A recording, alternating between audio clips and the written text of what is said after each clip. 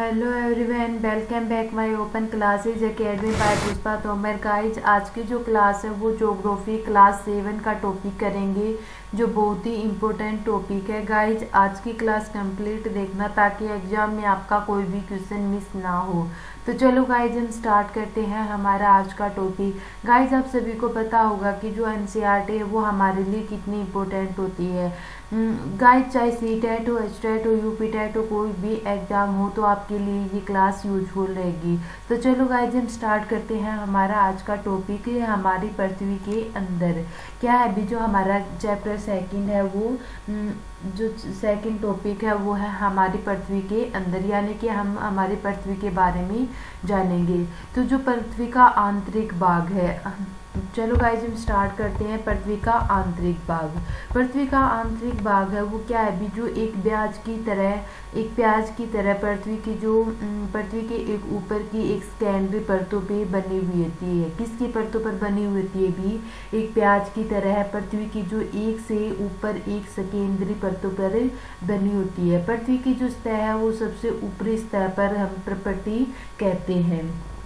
क्या कहते हैं? भी जो परपटी है उसे, जो पृथ्वी की जो सतह से सबसे ऊपरी परत में जो परपटी रहती है उसे हम, जो पृथ्वी की जो सतह है वो सबसे ऊपरी परत को हम क्या कहेंगे? भी परपटी कहेंगे। यह सबसे पहली परत होती है जिसमें महाद्वीप सहमति से 35 किलोमीटर एवं समुद्री सतह पर 5 किलोमीटर तक होती है। कब कैसे होती है? जो इनका जो महाद्वीपीय सहमति है वो 35 किलोमीटर है और समुद्री सतह के केवल 5 किलोमीटर तक होती है। महाद्वीपीय सहमति मुख्य रूप से सिलिका और एल्यूमिना जैसे खनिजों में बनी होती है। किस में बनी होती है? भी जो महाद्वीपीय सहमति है वो मुख्य रूप से सिलिका और एल्यूमिना जैसे खनिजों में बनी होती है, इसलिए उसे Cl यानी कि सिलिका तथा एल्यूमिना भी कहते हैं। अगर एग्जाम में ये आ जाए कि सिलिका किसे कहते हैं तो गाइस किसे कहते हैं? जो खनिजों से बनी हुई, यानी कि सिलिका और एल्यूमिना जैसे खनिजों से बनी होती है उसे हम क्या कहेंगे? भी सिलिका और एल्यूमिनिया भी कहते हैं। महासागर की जो परपटी मुख्यतः सिलिका और मैग्नीशियम से बनी होती है, इसे हम सीमे यानी कि सिलिका और मैग्नीशियम भी कहते हैं। जो परपटी का जो ठीक नीचे मेंटल होता है जिसमें 2900 किलोमीटर की जो गहराई तक फैला होता है। कितने किलोमीटर तक फैला होता है? भी जो पृथ्वी के ठीक नीचे जो मेंटल होता है वो 2900 किलोमीटर की गहराई में फैला होता है, जिसे हम आंतरिक परत कोड भी कहते हैं। जो इनकी जो त्रिज्या है वो कितनी होगी? भी लगभग 3500 किलोमीटर होगी, जिसे हम निकल और लोहे भी बने जाते हैं, जिसे हम निकिल और फेरस भी कहते हैं।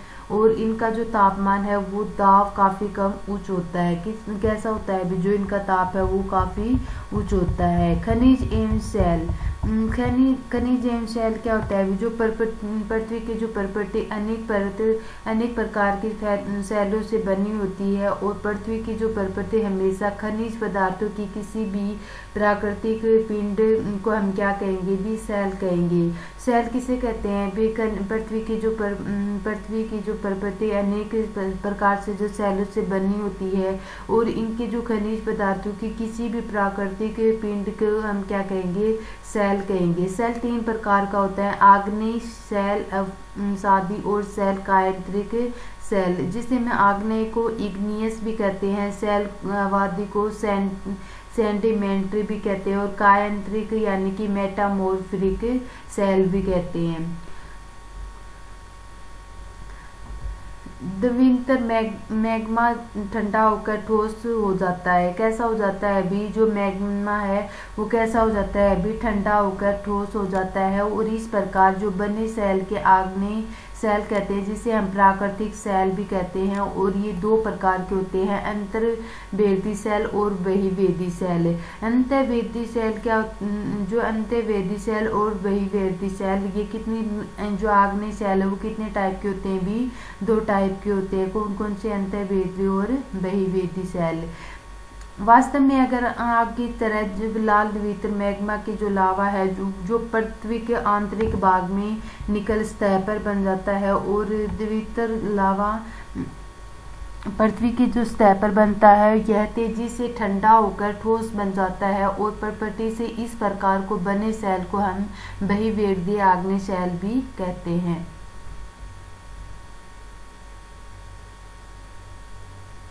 इनकी जो संरचना है वो बहुत ही महीने दानों वाली होती है, जैसे कि बेलाल्ट है, डेक्कन पठार बेसाल्ट सेलों से भी बना होता है। कभी कभी भूप्रकृति की जो अंदर गहराई में ठंडा हो जाता है और इस प्रकार जो ठोस सेलों वह अंतर्वेदी आग्नेय सेल भी कहते हैं। अब मेन क्वेश्चन क्या है, जो ये आग्नेय सेल है वो दो प्रकार के होते हैं, अंतर्वेदी सेल और बहिर्वेदी। अंतर्वेदी सेल किसे कहते हैं भी, जो डेक्कन पठार बेसाल्ट सेलों से बना होता है। द्वितीय मैग्मा कभी कभी भूप्रकृति के अंदर गहराई से भी ढका होता है, तो इस प्रकार जो बने हुए ठोस सेलों को हम क्या कहेंगे भी, अंतर्वेदी आग्नेय सेल कहेंगे।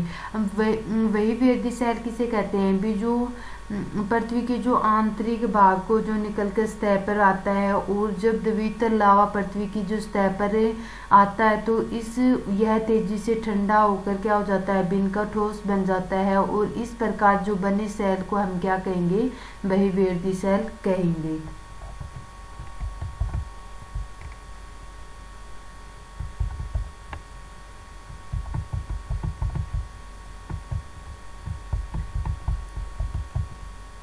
अवसाद दबकर और कठोर होकर सेल की जो परत बनाते हैं, तो इस प्रकार की सेलों को हम क्या कहेंगे भी, अवसादी सेल कहेंगे। एग्जाम में कैसे देते हैं भी, जैसे कि पूरी लाइन दे दी और उसमें से ये पूछ लेंगे कि ये लाइन कितनी सही है, इनकी व्याख्या सही तो कितनी सही है या फिर गलत है, तो इसके अकॉर्डिंग पूछेंगे।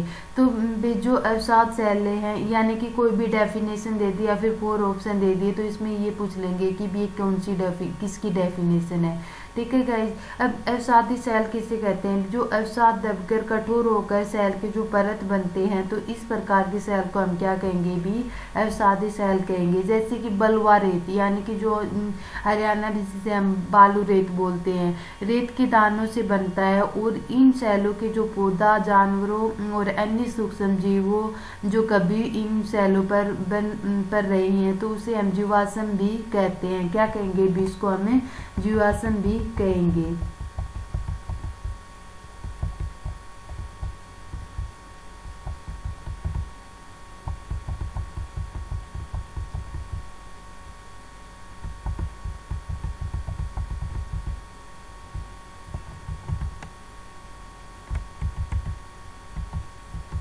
सेल हमारे लिए बहुत ही उपयोगी होती है, जैसे कि कठोर सेलों का उपयोग सड़क पर, घर पर इमारत बनाने के लिए, और पत्थरों का जो उपयोग है वो कई खेलों के लिए किया जाता है, जैसे कि पिट्ठू जिसे हम बचपन में खेलते थे, स्टापू यानी कि किट गिट्टी आदि अपने जैसे कि हम बचपन में खेलते थे। क्या है भी, इसमें क्या बताया है कि जो सेल है उसका प्रयोग हमें बहुत उपयोगी होता है, जैसे कि कठोर सेल जैसे कि उपयोग सड़क है, घर एवं इमारत बनाने के लिए इनका प्रयोग किया जाता था, और पत्थरों का जो उपयोग है वो खेलों पर भी किया जाता था, जैसे कि 7 पत्थर रखकर पिट्ठू।